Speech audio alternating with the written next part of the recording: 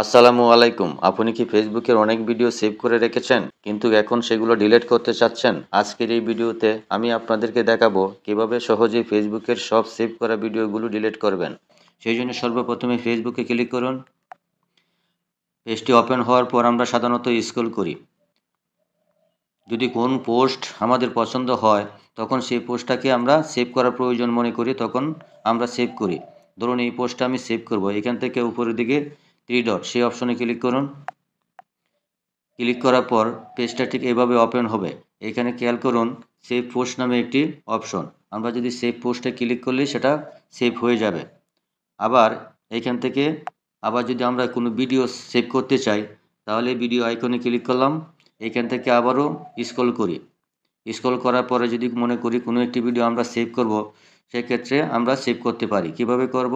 ধরুন এই ভিডিওটা আমি সেভ করব, সেক্ষেত্রে আমি এখান থেকে আবারও থ্রি ডটে ক্লিক করুন। তারপরে উপরের দিকে খেয়াল করুন সেভ ভিডিও। আমরা সেভ ভিডিওতে ক্লিক করুন।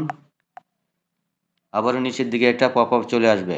এখান থেকে নিচে দুটি অপশন আপনার থাকবে না, এই দুটি অপশন আপনার থাকবে না।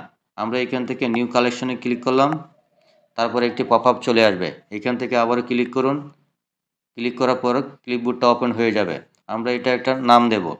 আমি এখান থেকে একটি নাম দিয়ে দিচ্ছি, ভিডিও 2 নামে রাখলাম। তারপরে ক্রিয়েটে ক্লিক করলাম। এখন আমরা তো সেভ করলাম। সেভ ভিডিওগুলো বা পোস্টগুলো কোথায় পাবো সেটা দেখার জন্য এখান থেকে আমরা উপরে থ্রি লাইনস সেই অপশনে ক্লিক করুন।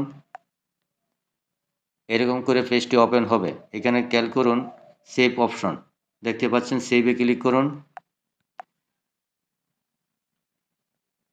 ফেসবুকে যত ভিডিও আপনি সেভ করে রেখেছেন সেগুলো এখানে শো করবে।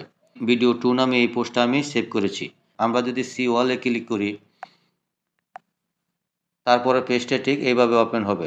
সকল পোস্ট বা ভিডিওগুলো এখানে শো করবে। আবার এখান থেকে যদি কোনো ভিডিও আমি আনসেভ করতে চাই তাহলে প্রত্যেকটা ভিডিও ডান দিকে দেখুন থ্রি ডট, সেখানে ক্লিক করুন। নিচের দিকে খেয়াল করুন আনসেভ করলেই সেটা আনসেভ হয়ে যাবে। আমি এখান থেকে আনসেভ করে দিচ্ছি। আবারও রিমুভ করে দিলাম। এখান থেকে সেটা রিমুভ হয়ে গেল। আমরা যদি চাই সবগুলো ভিডিও বা পোস্টগুলো আমরা একসাথে ডিলিট করব বা রিমুভ করব, সেক্ষেত্রে এখান থেকে ফেসবুকের হোম পেজে চলে যাব। হোম পেজে আসার পর উপরের দিকে খেয়াল করুন থ্রি লাইন সেই অপশনে ক্লিক করুন। আবারও নিচের দিকে স্ক্রল করুন। এখানে পাবেন সেটিংস অ্যান্ড প্রাইভেসি, এই অপশনে ক্লিক করুন। আবার উপরের দিকে খেয়াল করুন সেটিংসে ক্লিক করুন। পেজটি ঠিক এভাবে ওপেন হওয়ার পর নিচের দিকে স্ক্রল করুন। এখানে পাবেন অ্যাক্টিভিটি লং, এই অপশনে ক্লিক করুন। একদম উপরের দিকে খেয়াল করুন ইউর ফেসবুক অ্যাক্টিভিটি। আমরা যদি এই অপশনে ক্লিক করি বা ড্রপডাউন এরোতে ক্লিক করলেও হবে। আমি ড্রপডাউন এরোতে ক্লিক করছি। আর একটি পপ আপ চলে আসলো। আবার নিচের দিকে স্ক্রল করুন। এখানে পাবেন সেভ আইটেম অ্যান্ড কালেকশন, এই অপশনে ক্লিক করুন। আবারও ইউর সেভ আইটেম, এই অপশনে ক্লিক করুন। পেজটি লোড হওয়ার পর ঠিক এরকম দেখাবে। আমরা ফেসবুকে যত পোস্ট বা ভিডিওগুলো সেভ করেছি সবগুলো এখানে দেখতে পাচ্ছেন। আমরা যদি সবগুলো ডিলিট করতে চাই এখান থেকে উপরের দিকে ওয়ালের পাশে যে একটি ঘর দেখতে পাচ্ছেন সেখানে ক্লিক করুন।